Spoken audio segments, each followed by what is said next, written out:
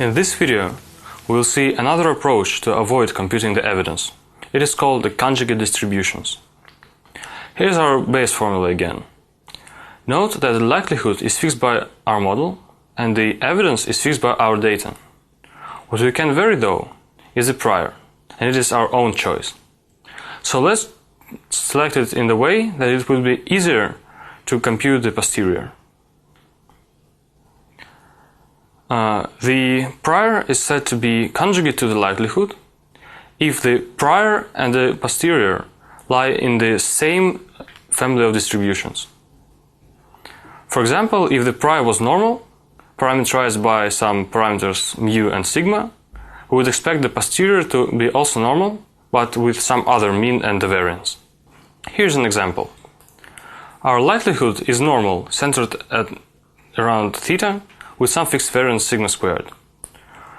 What would be the conjugate prior? Well, what if we choose a normal distribution? Here I have two normal distributions. What will happen if I multiply them and renormalize in the way that they will integrate to 1? Actually, we will get again a normal distribution.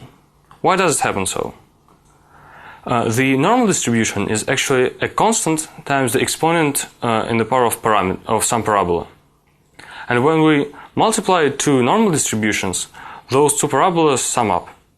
And again we get another parabola. So the solution to this problem would be a normal distribution. It would be a normal of theta, parameterized by some mean m and variance sigma squared, s squared.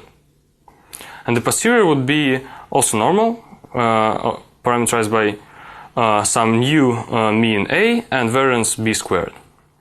Let's see how it works on a numerical example.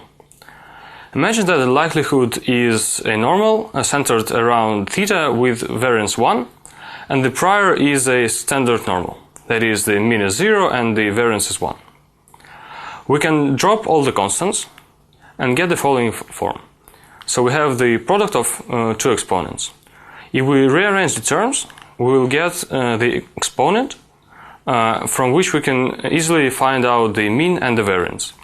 The mean would be x squared, x half, and the variance would be also half.